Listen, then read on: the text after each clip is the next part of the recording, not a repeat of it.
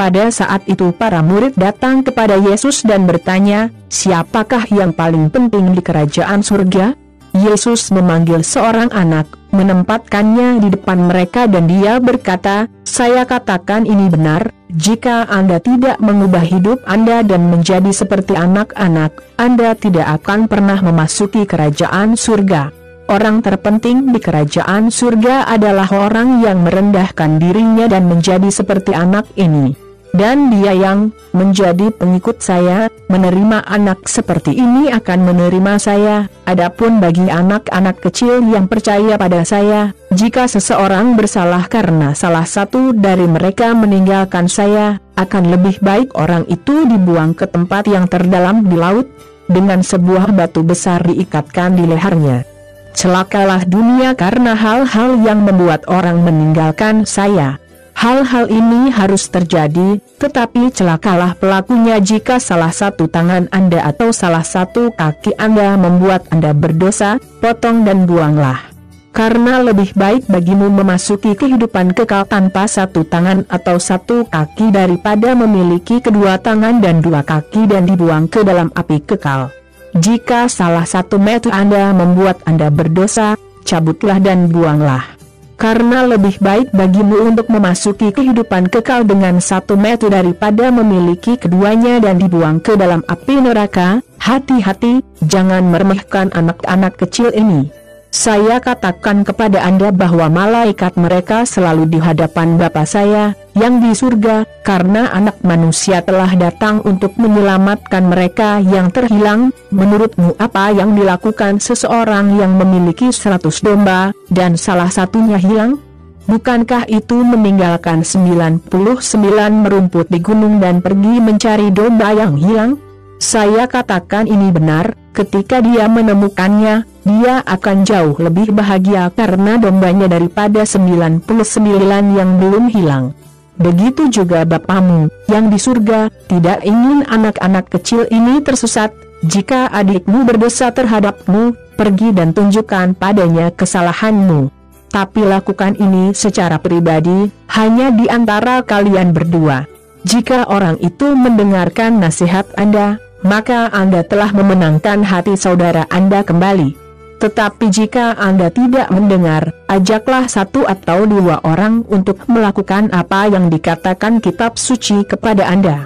Mereka berkata, tuduhan apapun perlu dikonfirmasi oleh kata-kata dari setidaknya dua saksi, tetapi jika orang yang berdosa tidak mendengarkan orang-orang ini, maka ceritakan semuanya kepada gereja. Dan jika dia tidak mendengarkan gereja, perlakukan dia seperti orang kafir atau pemungut pajak. Saya katakan ini benar, apa yang Anda larang di bumi akan dilarang di surga, dan apa yang Anda izinkan di bumi akan diizinkan di surga. Dan saya katakan ini juga benar, setiap kali dua dari Anda yang di bumi meminta hal yang sama dalam doa, itu akan dilakukan oleh Bapa saya yang di surga. Karena, di mana dua atau tiga orang bersama dalam nama saya di sana bersama mereka. Kemudian Petrus mendekati Yesus dan bertanya, Tuhan, berapa kali saya harus mengampuni saudara saya yang berdosa terhadap saya? 7 kali tidak, jawab Yesus. Anda seharusnya tidak memaafkan 7 kali, tetapi 77 kali.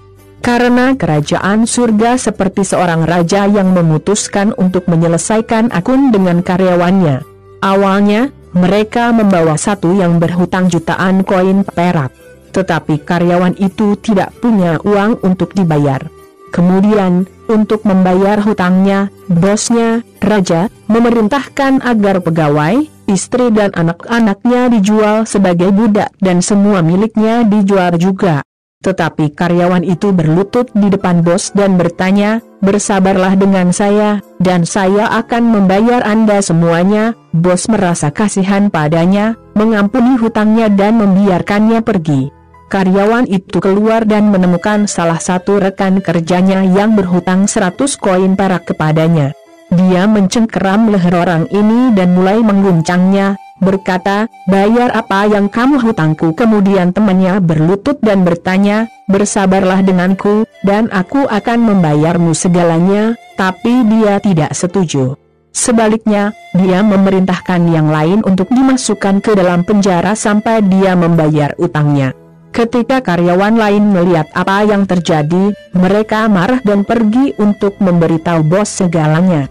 Kemudian bos memanggil karyawan itu dan berkata, "Karyawan yang malang, Anda bertanya kepada saya, dan untuk itu saya memaafkan semua hutangnya kepada saya.